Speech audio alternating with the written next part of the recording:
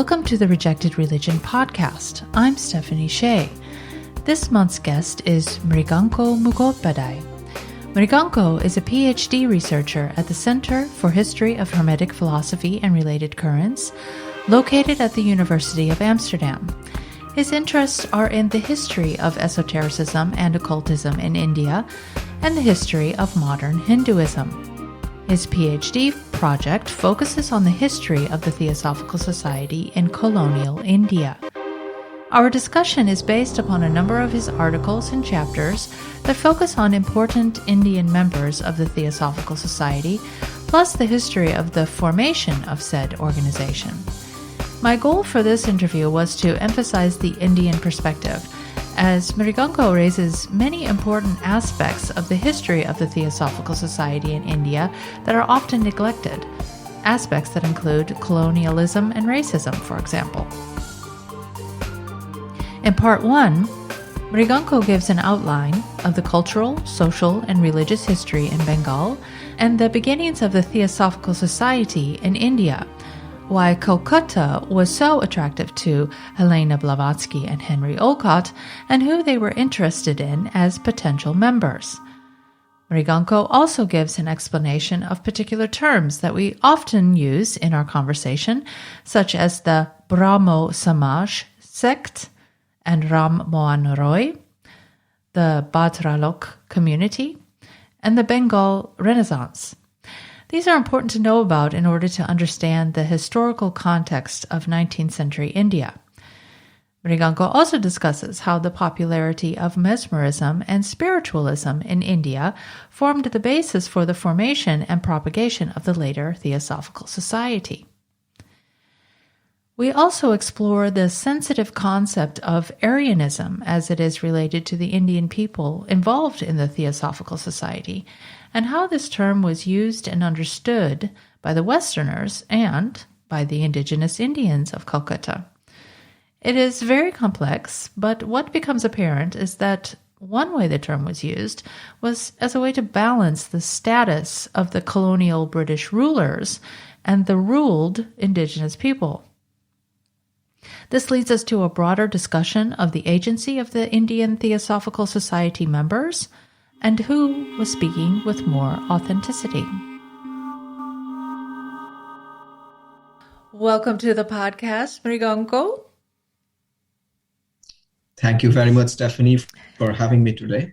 It's an absolute delight to be your guest today here. Oh, that's wonderful. I'm so happy to have you here with me today to talk about the Theosophical Society, something that we'd been wanting to talk about for a while, and we just never got around to doing it. So I'm glad we could do it today. And we're talking about the Theosophical Society more from an Indian perspective, which I also find very interesting. And the material that we'll be discussing today is taken largely from articles and chapters of books that you have written. And I will naturally list all of them in the program notes, along with the links, as these are available for reading on your academia.edu page. So in order to set the stage, if you will, for our discussion, I'd like to first start with a brief historical outline, if you will, of the Theosophical Society in India. And as you mentioned in your writings, Helena Blavatsky and Henry Olcott were quite interested in the city of Calcutta as a prime lodge location. But I'd like to know what was going on in this location from a socio-religio-cultural sphere perspective that made this region so attractive to Blavatsky and Olcott in the 19th century. Right. So, as you might have read in my articles, Blavatsky and Olcott, that is Helena Petrovna Blavatsky and Colonel Henry Steele Olcott, they arrived in India in December 1878. And then they started touring across the Indian subcontinent to develop their movement.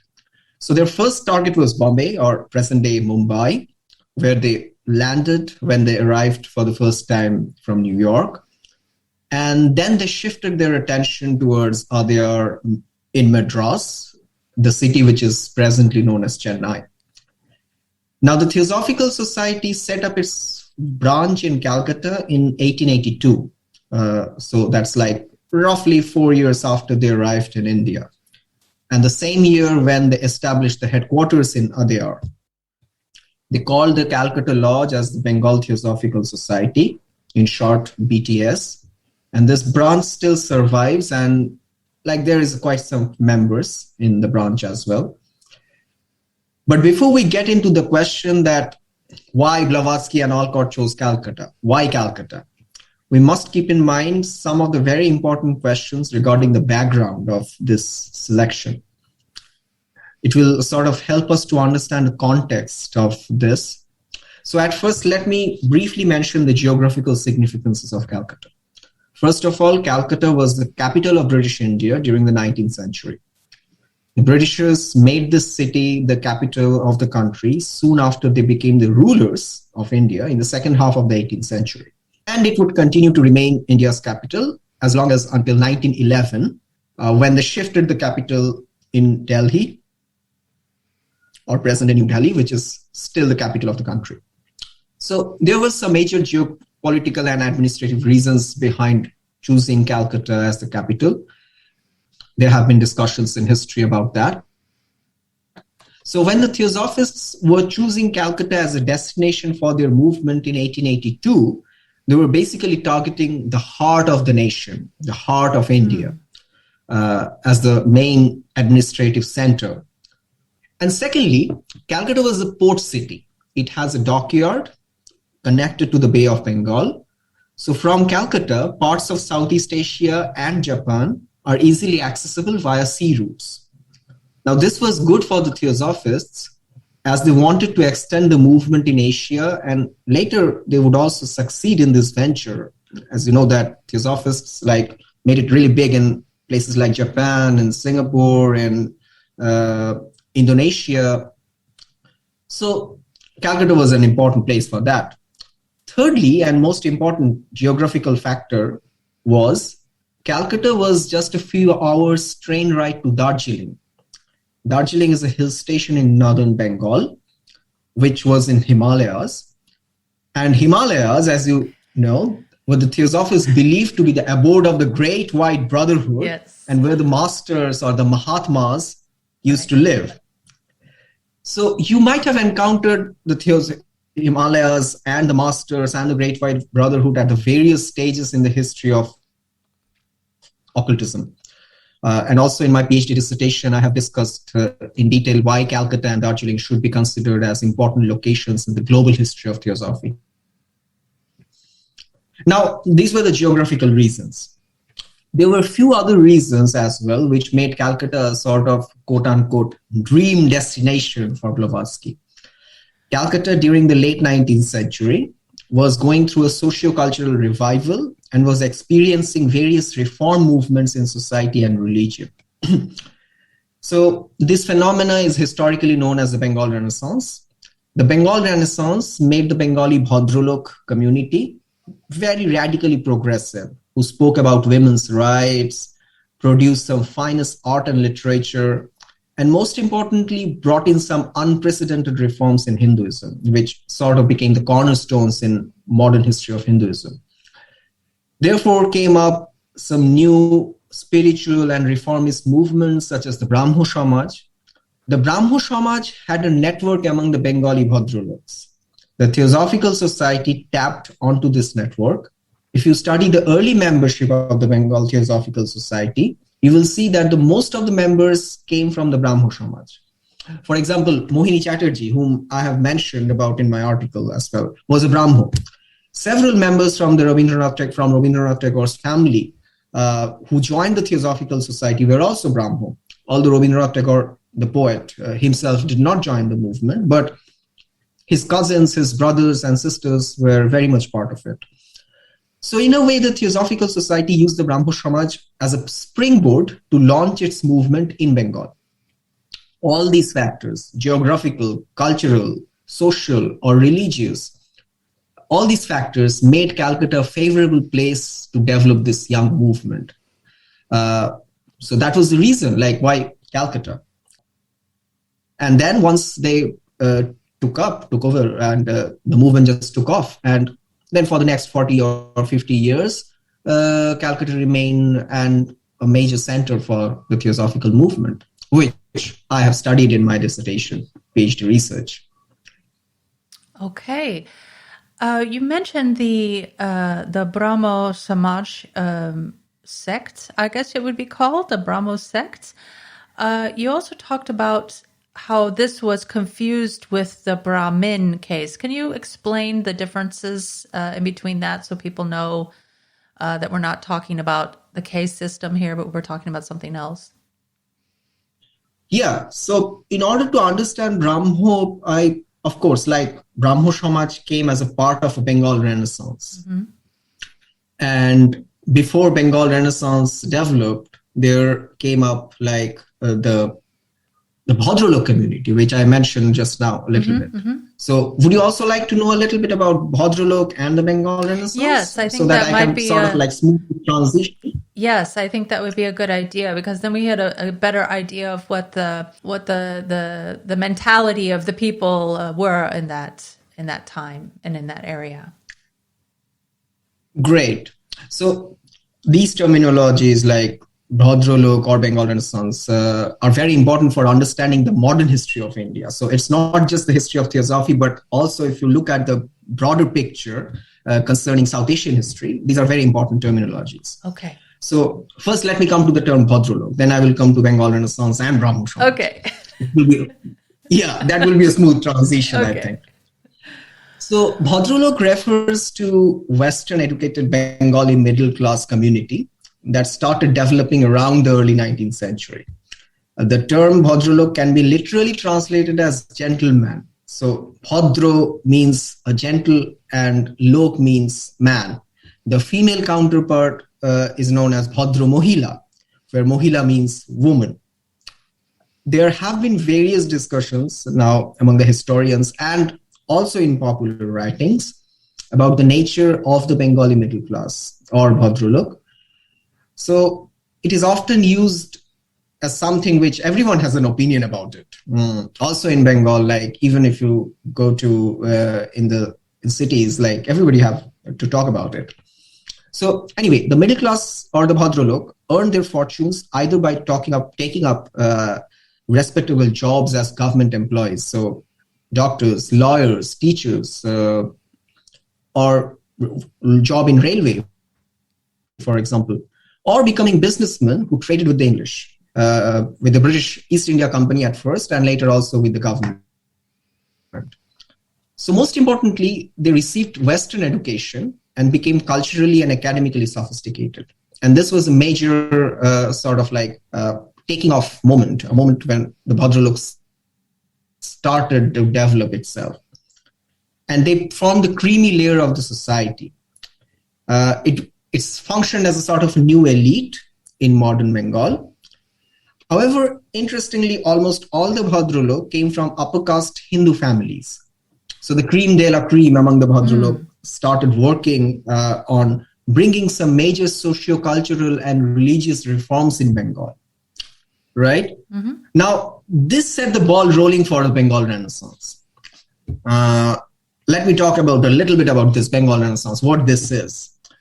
It resulted into a cultural and intellectual revival in the society. So it's basically a hermeneutically constructed historiographical term. The model is definitely a European one, as you can imagine. At the heart of it, there is a presumption that, like early modern Europe had a Renaissance after an apparently darker Middle Ages, the same thing was assumed to have happened in Bengal. Some of the finest developments took place between the late 19th and early 20th century Bengal. Bengal as a society produced amazing literature, music, art, and those still remain sort of cornerstone for contemporary Bengali society and Bengali culture. So it's still a sort of like people think about it as those were the best times kind of situations. Also, some significant social reforms happened during this period, during 19th century and early 20th century. Progress took place in the religious and spiritual front as well. So figures like Ram Mohan Roy or Swami Vivekananda or Rabindranath Tagore. They were the sort of like the icons of who became the icons of modern Bengal, were product of this time. Ram Mohan Roy, for example, a very educated man who was the ideologue behind the Brahmo Samaj. So his ideas were he like developed his ideas from Unitarianism and Transcendentalism in American New Religious Movements. And he built up his idea of a unitary God or a Param Brahman, gave up ideal worship, and had an idea of reforming Hindu society, Hindu culture. So thus came of through evolution, Brahmo Samaj, that's how developed. And Brahmo Samaj is fundamentally different from the Brahmin. So the Brahmin is the upper caste among the Hindu society, which have been traditionally been in the forefront and also have been seen as a form of oppressive caste, which has oppressed the lower castes as well. Very rigid, very orthodox kind of caste. But the Brahmo Samaj, the Brahmos, are these reformed Hindus who may or may not come from Brahmin caste as well. So they were like non-Brahmin caste. They were still upper castes, but they were non-Brahmins often. Some Brahmins also joined the movement as well. But as a wholeheartedly, they called upon for reforms and rejected the ideas of orthodoxy, the rigidity of Brahmin, of like idol worshipping Orthodox Hinduism. So there is a fundamental difference. So, and this will show up even among the Theosophists as well, who the Brahmos who will be joining the Theosophical Society. For example, Mohini Chatterjee would also speak up in one of his lectures in Boston that I am a member of the Theosophical Society, but I am also a Brahmo. Albeit he came from a Brahmin family, but he had a Brahmin last name. But most importantly, he considered himself to be a Brahmo, member of the Brahmo Samaj. Okay, thank you for explaining that in greater detail, because I think that also will help us to understand as we go along in our discussion about the context of, especially when it comes to our later, what we'll be talking about later with regards to nationalism and this idea of identity and things like that. So good that that you explained that at the get-go or at the outset. So we have this going on within the culture. But you also mentioned that mesmerism and spiritualism were very popular in the Bengal region.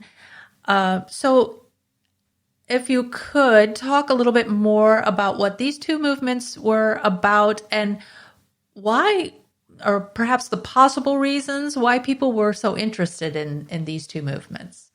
Right. So mesmerism and spiritualism, as you know, of course, came much before Theosophy.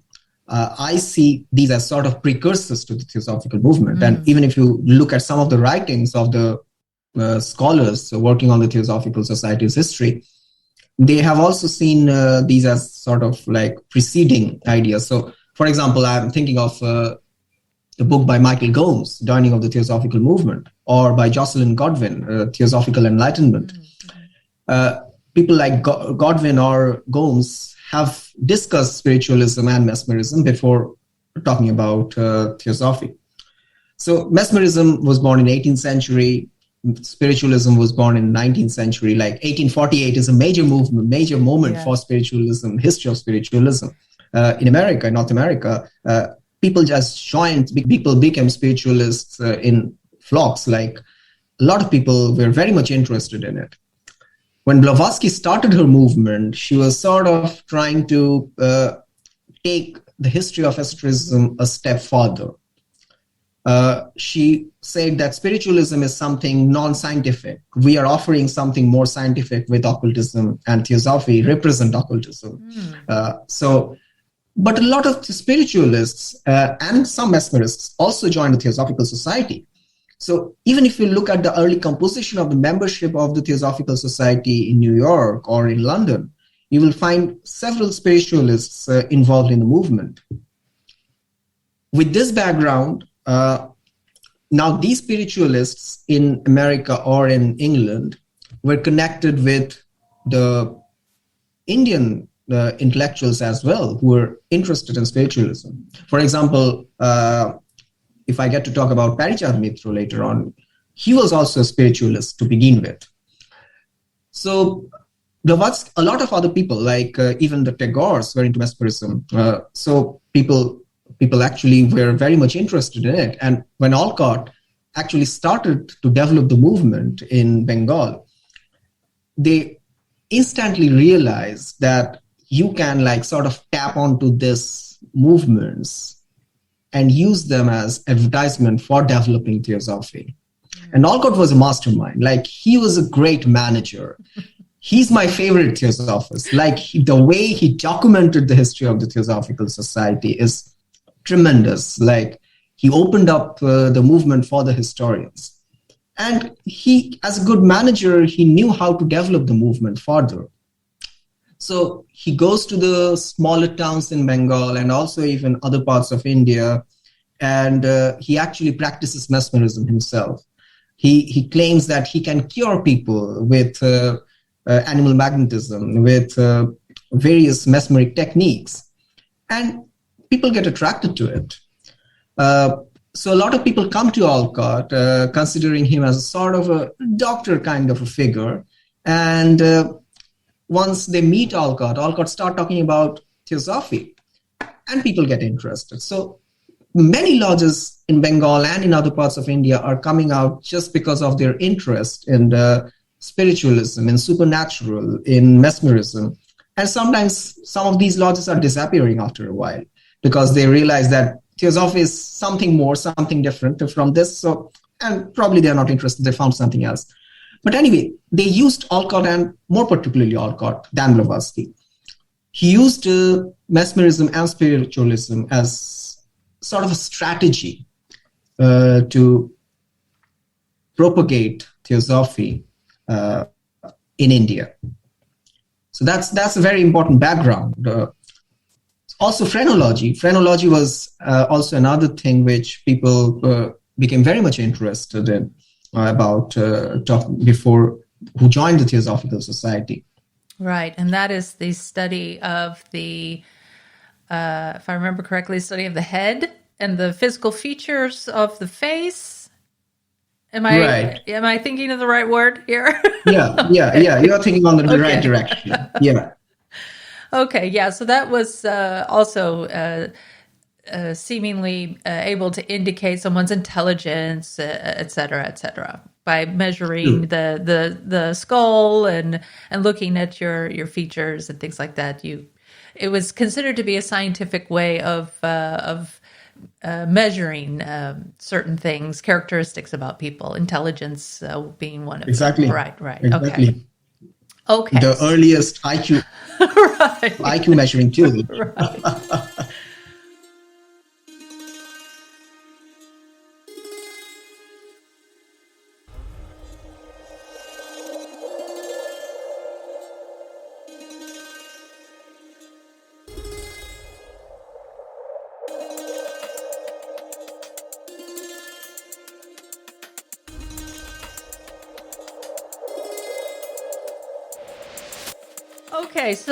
Okay, so we have this as the background. You mentioned in your writings that Blavatsky and Olcott were speaking mostly to intellectuals, professionals. You mentioned the Bhadralok community. Those were where the professionals were located, if I'm not mistaken. Professionals were located, yeah. They were part of Bhadralok, exactly. Right. Yeah. And also the aristocracy were also people that were being solicited, I guess, by Blavatsky and Olcott. But why was this theosophy that Blavatsky and Olcott were promoting so appealing to these classes in particular? Right. That's very interesting, because when Theosophy arrived, it was still a Western movement. At the moment when it is arriving in India, how I see it is as a still Western esotericism. It starts globalizing itself after it actually comes out of the West, and then it becomes a global phenomenon. But the moment it is arriving, people look at it as something, quote unquote, maybe white man's or white woman's movement. And that's why the educated intelligentsia, the upper class Indians, take up this movement because they saw it as a sort of a way to get connected with Westerners. And whatever is coming from the West is presumably more scientific, more progressive, and sort of like markers of modernity, colonial modernity. So they embrace Theosophy. It's not a rejected knowledge in India when it is becoming part of India. Yeah. So it's very much accepted knowledge in a way. So, and that's the beginning. That's the same happening with Freemasonry. A lot of Indians are joining Freemasonry because they get to mingle with the British ruling class, and they see it as a sort of like vertical mobility in the society, a tool for vertical mobility in the society. That's exactly the reason why the elites are joining the Theosophical Society as well, because they speak English. They can communicate with Blavatsky, Olcott, and other British or American or European Theosophists who are coming to India. And they can communicate well. So they are sort of trying to understand how Indian religions, Indian traditions can be balanced with not only with Western modernity, but also with Western ideas of enchantment. So it's a balancing of Western and the ideas of enchantment in two different parts of the world. And the elites, being educated people, mostly in Bengal, the Bhadralok, they had this thought of trying to create a connected, a transcultural history, a transcultural development. And that's why they embraced Theosophy and an attempt to it. So it was a balancing agent between tradition and modernity, in a way, or also balancing agent between East and West. And this is where Theosophy is sort of trying to de-Westernize itself and globalize itself at the same time. I see. That's very interesting. So it's, as you said, a balancing between tradition and modernity. So so this was appealing in that context.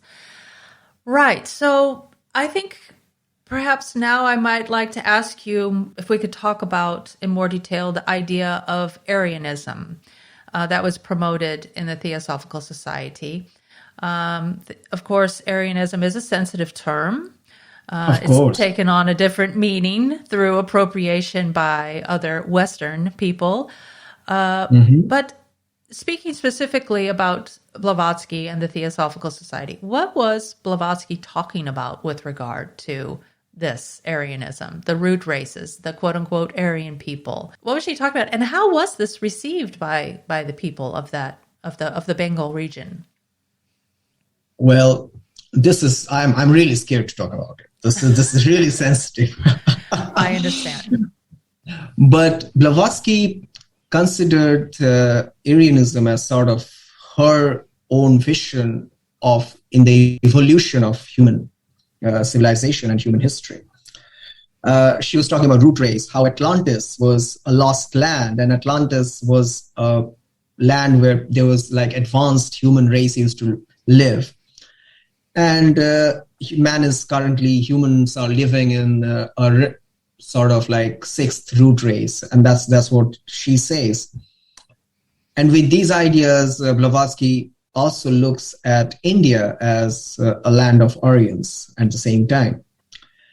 This is very much in line with the Orientalist vision, by the way, because the Orientalists, whether Theosophists or non-Theosophists, they're also looking at India in the same way, like the upper caste Hindus are the Aryans, who, no matter they are sort of degenerated, but they are still Aryans. That's how a lot of Orientalists are looking at it, and that's in a way is in the heart of like positive image of the West, image of the Orient.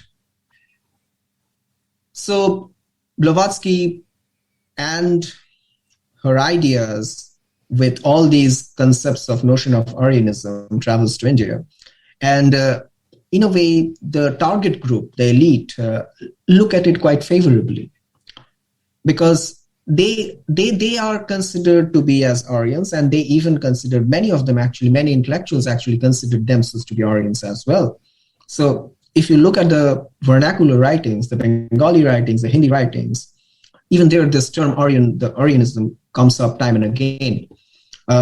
This is more specific to the Hindu Brahmins, who the Brahmin is definitely equivalent to Aryans. That's how a lot of people looking at it. So at the same time, the moment when the progressive Brahmo Samaj people are becoming part of the Theosophical Society, the Orthodox Hindus are also becoming part of the Theosophical Society because they see Theosophy as something which has, which can sort of help them to develop. Theosophy is talking about the case of Hinduism.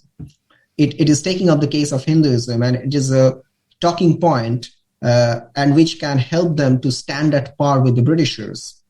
So the ruler and the ruled becomes sort of like at the same level by becoming Aryans. I see. Okay, if I can stop you right here, because I think this is an important point, and I do have another question. The important point I think that we have to take into factor here is that we're talking about a people who are being ruled by someone else. It's a colonial situation, a colonized situation. Exactly. So there would be different ideas, of course, by people who are being ruled by an outside power, I guess you could say, that there might be different nuances and understandings of how people are feeling about that. But the question I wanted to ask was this idea of, quote unquote, the Aryan. What we're understanding, at least what I'm understanding, is the more Western perspective, the Orientalist perspective of how Westerners are perceiving the East. But are the indigenous people of the area, are they understanding the term Aryan in a different way than the Westerners are understanding it? In a way, this is also a colonization, a mental colonization and intellectual colonization. Because the moment when the Western Orientalists are imposing the term Aryans upon the upper caste Hindus, the Brahmins, they are also taking up this term for as a self-reflectory tool. Okay. So now they have this vision that India used to have a golden age. India had a golden past, and it's throughout generations of the Muslim rule and generation of British rule, India had become a degenerated society. So we have to go back to the golden past, to the golden era of the ancient times. And we have to revive that ancient wisdom. The same thing that was in the heart of the Theosophical Society, revival of ancient wisdom, is also at the heart of the Bengali or the Indian intellectuals, the upper caste Indian elites, who also wanted to revive their own society, and as they considered India to be degenerated. So in a way, this is also a very colonial discourse. So no matter that the Theosophists and the Indian intellectuals were sort of like encountering colonialism, encountering imperialism, but they were functioning very much within the discourses of colonialism and Orientalism. So they pick up these discourses, and Aryanism is part of that same discourse as well. The race, the idea of the racial theories are starting to develop here. It hasn't picked up its momentum like it will do in the interwar era. And when it will pick up its momentum in the interwar era, also there will be a handful of Indian intellectuals who will also join this bandwagon. And there was this famous Bengali sociologist called Binoy Sarkar who would consider himself as Hitlerist. There were other people, for example, Savitri Devi. You might have encountered her in the writings of Nicholas Goodrich Clerk. Savitri Devi marries a Bengali man, Ashit Krishna Mukherjee, and both of them considers that Hitler to be sort of like the savior. So there were Bengali intellectuals who becoming part of sort of motivating themselves in the discourses of Aryanism.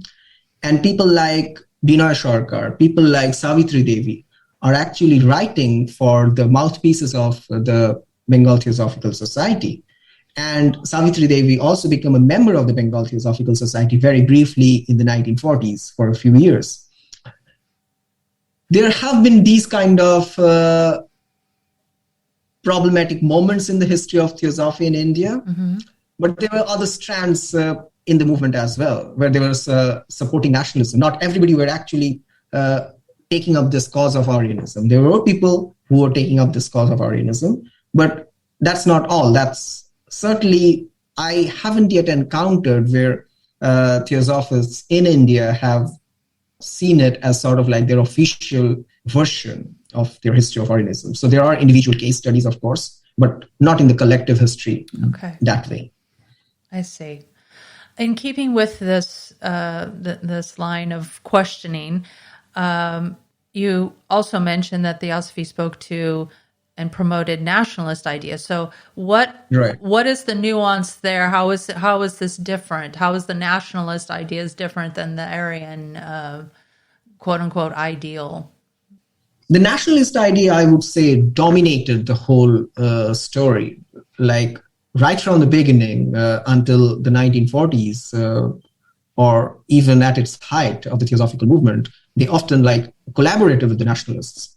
So if you look at the history of the foundation of the Indian National Congress, for example, in 1885, when the Theosophical Society, they were actually Theosophists who were encouraging the foundation of the Congress Party in India. So, for example, Alan Octavian Hume, whom the early Indian historians considered to be the father of Indian National Congress, quote unquote, he was an English civil servant who retired from the civil service, and then he sort of built up the Congress Party. So one of his ideas was that he was warned by the Mahatmas that there might be a rebellion, and that's why we need a buffer organization that could serve as a sort of a middle ground between the government, the British government authorities, and the common people, so that the common people cannot revolt, and these people can sort of function as a platform to address the grievances that Indians have and take up the social and political causes. So Theosophists actively encouraged the formation of organizations like the Congress Party, although they were very careful about it. They never allowed their own premises to be used for the Congress Party's activities, because there was this idea that Blavatsky was a Russian agent. And this discourse dominated in India, that colonial authorities might consider Blavatsky to be a dangerous figure, and she was also under surveillance for a while. So nationalism, and this is where the first early history of Congress sort of gets connected to the Theosophical Society's early history. And the annual conventions of the Theosophical Society and the annual convention of the Congress Party used to happen around the same time. And when Annie Besant became the president of the Indian Congress, she was also the president of the Theosophical Society.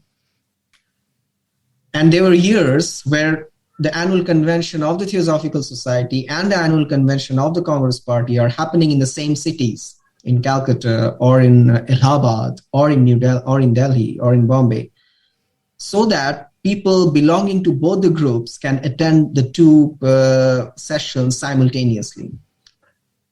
So this was an idea, like they were like going hand to hand for a while, and they were helping each other, not officially, but unofficially. Theosophical Society functioned as a supply line to the Congress Party's membership. So all these leading Bengali Theosophists, whom I have been mentioning, Mohini Chatterjee, or even later, like Hirendranath Datta, who becomes a major figure in the late history of the Theosophical Society, late colonial period. He was a major congressman. He was elected member of the Legislative Assembly from Bengal, and also the international vice president of the Theosophical Society at the same time, a lawyer a very well-known figure at that point, a collaborator of Rabindranath Tagore as well. So Theosophical Society is functioning, but the most well-known functioning as a collaborator of Indian nationalism, but the most well-known moment of the Theosophical Society's connected history to the Congress Party is the Home Rule movement. And the Home Rule movement that happens in 1916 is actively led by Mrs. Anne Besant. She takes up the leadership. She goes to jail for this, and all the Indian intellectuals protest against her arrest. And she was released after a while. But this gives her a credibility as a political leader in India. And she happens to be the first woman president of the Congress Party, by the way. So there have been all these moments, and this would continue for the years, even in the early history of post-colonial India, that somehow politics and theosophy went hand to hand. Interesting. Do you know anything about how colonial Britain viewed the Theosophical Society in this area? Their activities and the support that they gave to this nationalist group? You mean the British authorities in India? Yes, or like yes. Okay. Well, so this is interesting. So, of course, like there are documents in the government archives and the archives, the British archives, for example, which the whole political files.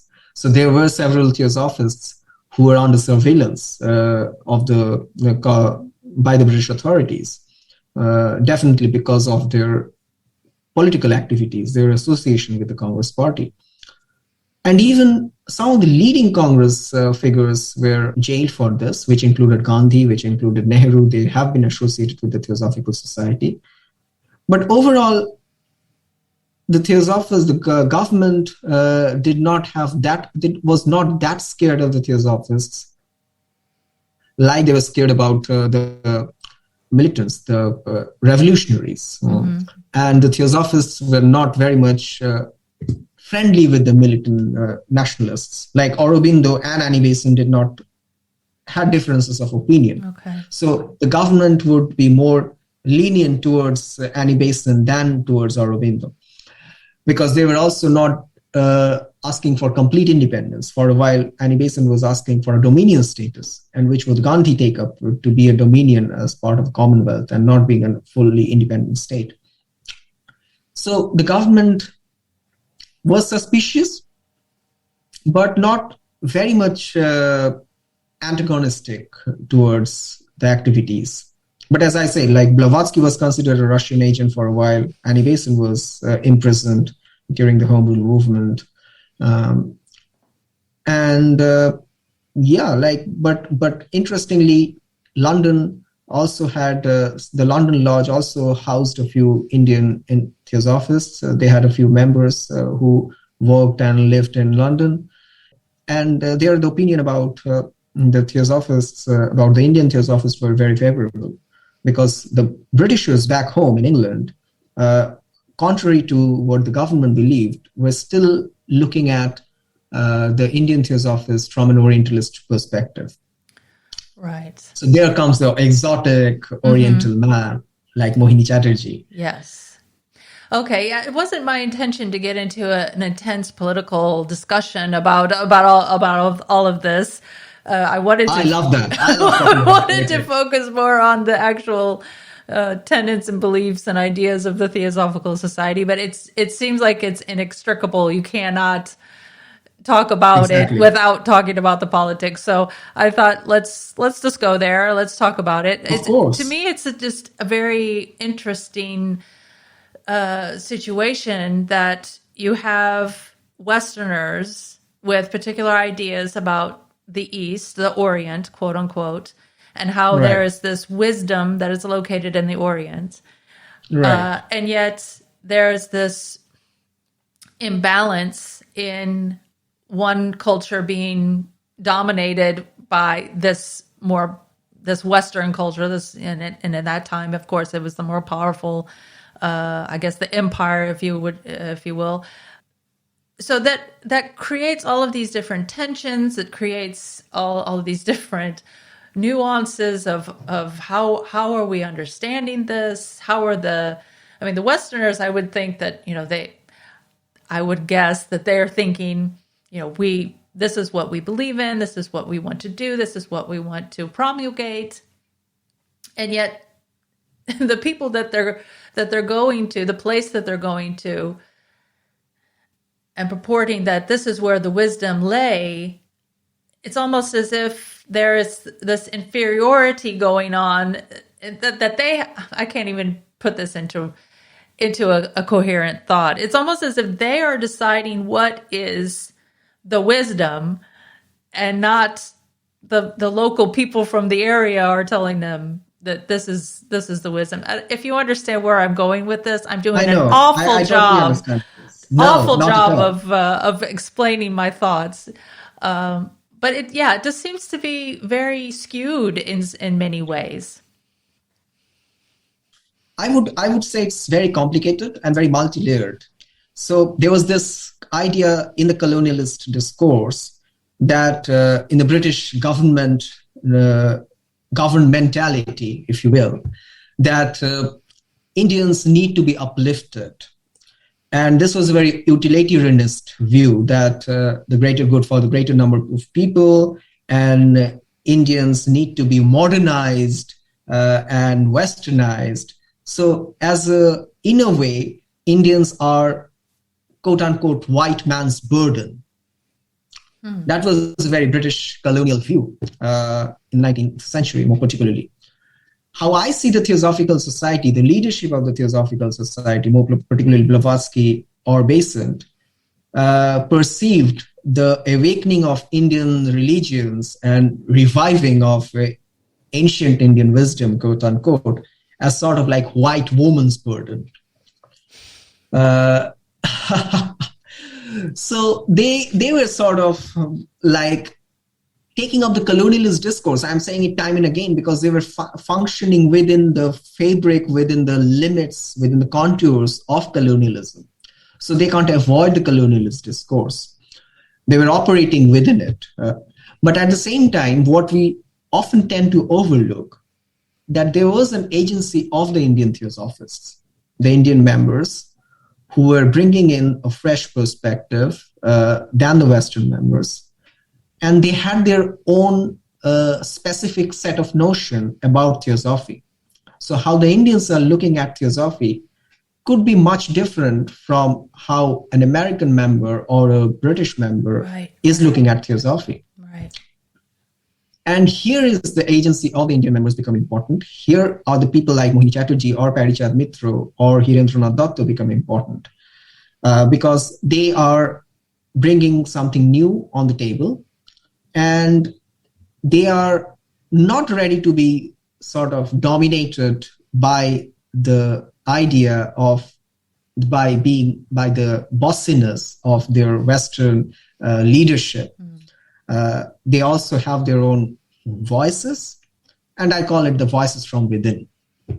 So this is one of my main areas of interest, how all these Indian members who are not talked about, what they are doing. What is their agency? And most importantly, whose voice is more authentic? Who speaks with authenticity about history of Indian religion, about Indian traditions? Blavatsky and Besant would say that their interpretation of Indian religion is more authentic, but are the Indian members agreeing to that? Yeah. Or they are considering that their visions, their voices, their versions are more authentic? And this becomes more relevant when you look at the translations, the works, the translations of, for example, the Bhagavad Gita, which are produced by people like Besant or Charles Johnston, or the translations of the Bhagavad Gita, which is produced by someone like Mohini Chatterjee. Where is the difference? Where is the difference in understanding of Indian tradition, about Sanskrit language, about the visualization, conceptualization of the quote-unquote Hindu past? Right. Right.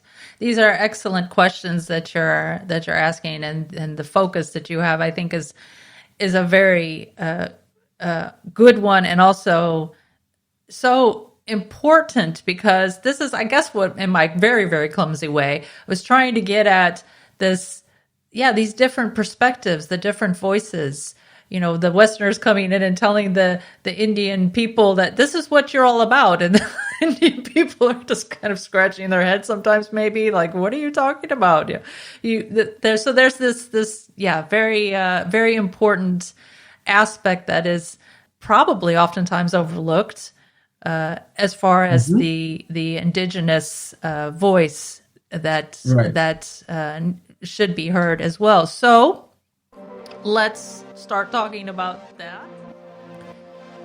Join us for part 2, where we discuss 2 very important figures of the Theosophical Society in India, Piri Chand Mitra and Mohini Chatterjee, their ideas and the eventual conflicts that arose when these 2 men attempted to introduce their own ideas into Theosophical thought.